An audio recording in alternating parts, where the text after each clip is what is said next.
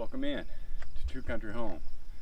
So you see we've been able to get one of our walls raised. So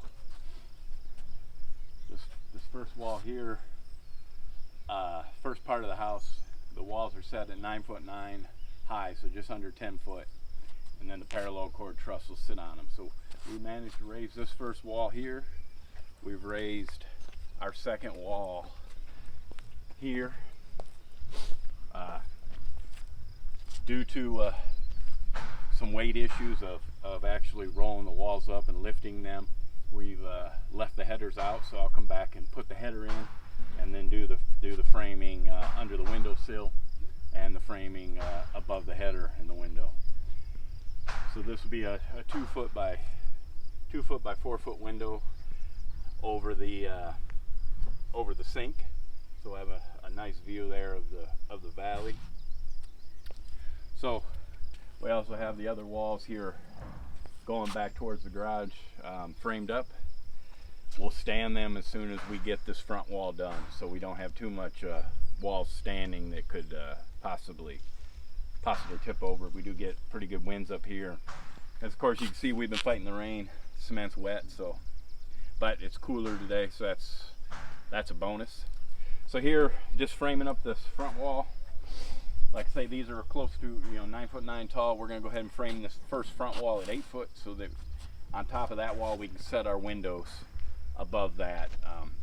If we framed it with the same height as this wall, we would run into an issue with our top sill plate with the windows going there, and I want to have a solid sill across the top. So we'll frame this at 8 foot. So right here we're in the process. There'll be a 6 foot by 4 foot, 6 foot wide, 4 foot tall window here, 6 foot entry door here, 36-inch door with 2 side lights, and then of course another 4 foot or 6 foot wide, 4 foot tall window here, and then the same above the center door there'll be a 6 by 6 foot window, and then above this window there'll be another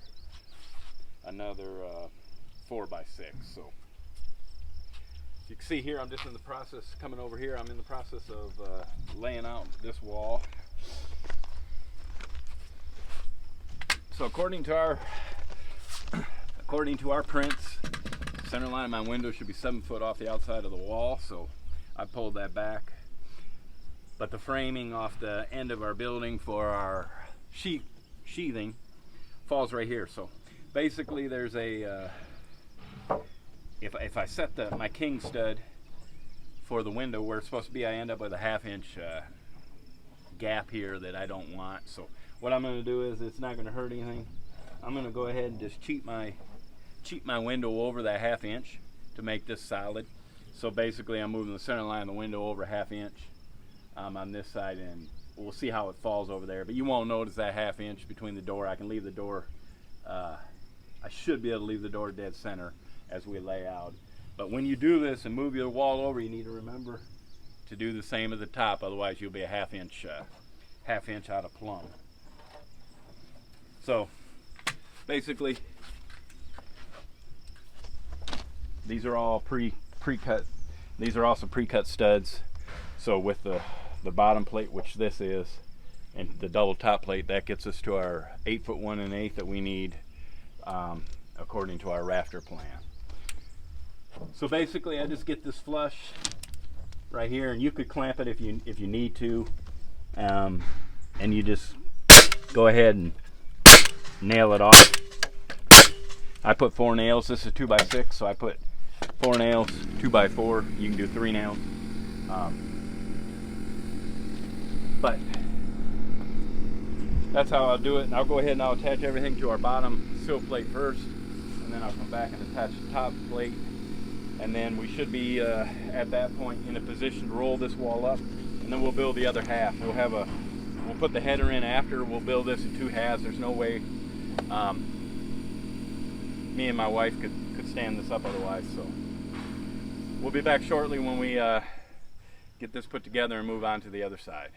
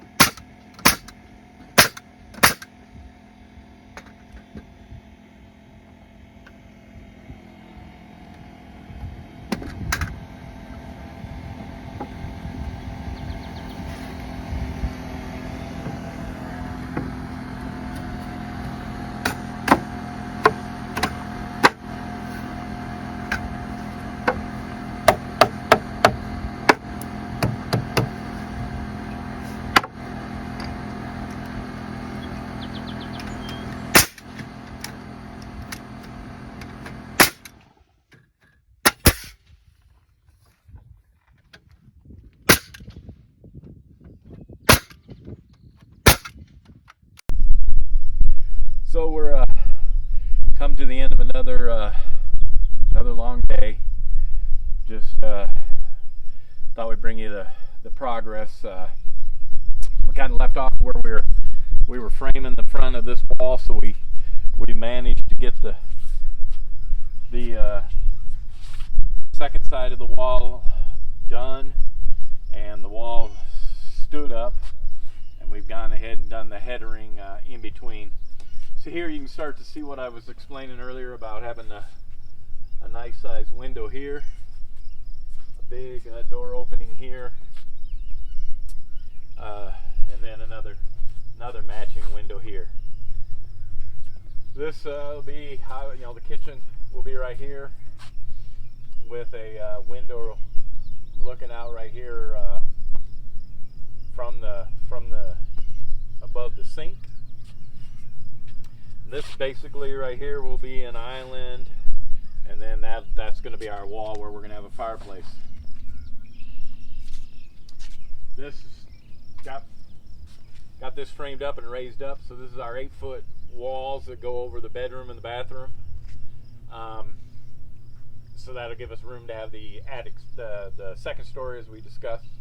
So here, this is going to be a bathroom. It's only going to be about 5.5 foot wide by 12 foot long. So the shower will be right here. The toilet goes here, and then there'll be a 60-inch vanity here with a linen closet right here. Come back out here, you'll go down the hall, and then this is going to be the first bedroom, small bedroom. So got the full-size window here for the bedroom, and then across the hallway, which we need to frame these internal walls. This is going, we're in the second bedroom here. Another nice size window, 3 foot by 5 foot. So it should let in some good light and some good ventilation. And then of course there'll be a wall all the way across here. This will be the mud room here with a wall separating the garage. We plan to try to frame that wall tomorrow. So we'll get some of that. We'll get some of this wall being built on video. And then of course this still needs the header here. It's just easier for us to pick up these walls without the header in it. And we need to do some alignment yet on this wall, but this is the main entry into the mudroom. So basically you'll come in, we'll come down the hall, turn, and walk this way with the first small bedroom, master bedroom, bathroom, and then it'll open up into the kitchen and living room. So I think we've maximized the space as much as we can on this wall to take in the view, because that's what we that's really what we why we bought the property was for the view, being up high in the view of the river. So that's I think we've done our best to take all that in. Like I say, pretty tired tonight. It's been a long day, so been a long couple days. This is the end of our 4th day, so we're starting our 5th day tomorrow. I'm hoping by the end of day 6, so we have tomorrow and the next day to have everything framed, and then day 7 and 8 do our sheathing, and hopefully by day 10, I'm giving myself day 9 there just in case, by day 10 start to put the trusses on the roof. So I'm hoping to have this all framed up and sheathed and ready for the metal within 14 days. So that's quite aggressive for about a 1,500 square foot house, but that's our plan. We'll have to do a couple internal walls just over the upstairs. The trusses can support themselves without any walls, but I'm going to put walls just beforehand, because it's just going to be easier to put them and roll them up than it will be when the rafters are overhead. So we'll go ahead and get a couple walls in here first before we start putting the rafters. Like I say, we've maximized our space, and now, as much as we can. The refrigerator will be right here, so You know, a normal refrigerator comes out to 32 inches, so I don't think we could have fit too many more windows in this wall. And of course, directly above this header, there'll be another wall with the same exact window there. A 6x6 window, so about the size of this opening above here, and then obviously the same exact window here above here, going up to the vaulted ceiling. So our wood pile is getting down to, as it should. Our wood pile is getting down to next to nothing. We still have our 12-foot material over here to finish out the garage, but as far as our 10-foot and our 8-foot pre-cut studs, they're getting down to, you know, we're just getting down to a handful right now, and that's the way it should be. You shouldn't end up with any, you know, extra material, or you know, your material takeoff wasn't done correctly. So tomorrow's plan is to build this wall right here. This will be the wall separating the garage from the house living space from the garage. So it'll be made of 2x6, and it's going to be 12 foot tall. And that's going to carry the load of the first truss for the garage. So this wall will be framed tomorrow.